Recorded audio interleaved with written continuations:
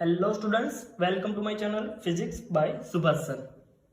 Moving charges and magnetism के इस lecture में हम पढ़ेंगे magnetic force on a current carrying conductor. Last lecture में हमने कोई चार्ज Q को मैग्नेटिक फील्ड B में रखा है तो उस चार्ज के ऊपर कितना फोर्स लगेगा, कौन सी डायरेक्शन में फोर्स लगेगा, उसके बारे में पढ़ा।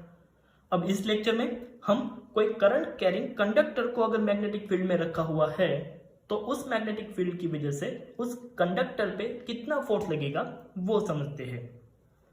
उसके लिए हमने एक रोड कंसीडर किया हुआ है जिसका uniform cross sectional area A and length L है। इस रोड के लिए number density of mobile charge carrier N है। दैट मीन्स इस रोड में number of mobile charge per unit volume N है। इस रोड का टोटल वॉल्यूम हो जाएगा area into length, that means AL। अगर रोड के लिए यूनिट वॉल्यूम में number of mobile charge N है तो AL वॉल्यूम में नंबर ऑफ मोबाइल चार्जेस हो जाएंगे NLA।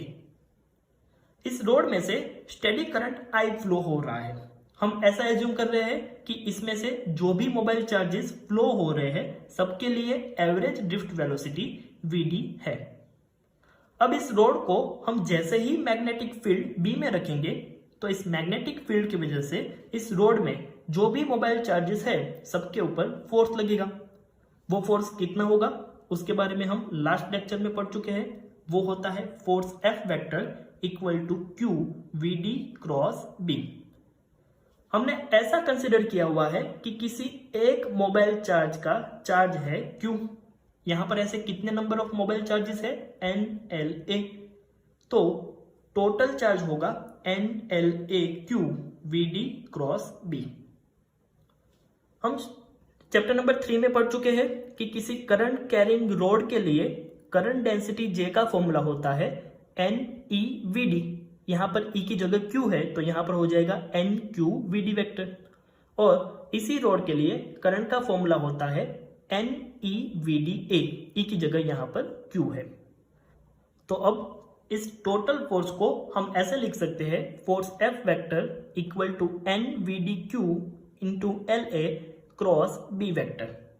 लेकिन NQVD equal to current density J vector लिख सकते हैं तो ये हो जाएगा J vector AL cross B vector. Current density J का फॉर्मूला होता है current upon cross sectional area, that means I upon A। I upon A यहां पर रखेंगे, करंट डेंसिटी के ऊपर जो वेक्टर था उसको हमने L के ऊपर रख दिया। यहां पर ये A कैंसिल हो जाएगा तो फाइनल फॉर्मूला बनेगा F vector equal to IL cross B। ये हुआ फोर्स का वेक्टर फॉर्म। अगर हमें फोर्स का मैग्नीट्यूड फाइंड करना है तो हम ऐसे लिख सकते हैं F equal to ILB sine theta, जहां पर एंगल थीटा वो L vector and B vector के बीच का एंगल है। लेकिन स्टूडेंट्स याद रखना कि ये इक्वेशन सिर्फ और सिर्फ स्ट्रेट कंडक्टिंग रोड के लिए ही एप्लीकेबल है।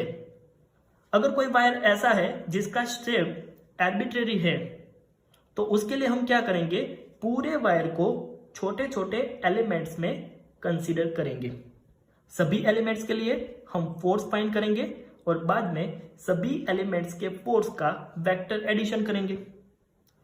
तो उसको हम कुछ इस तरह से लिख सकते हैं, F vector equal to summation I equal to 1 to N।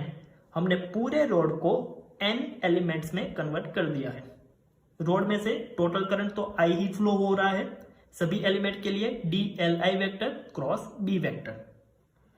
इस समेशन को हम इन फॉर्म ऑफ इंटीग्रेशन भी लिख सकते हैं, तो वो हो जाएगा F vector equal to integration from 1 to N I DLI vector cross B vector.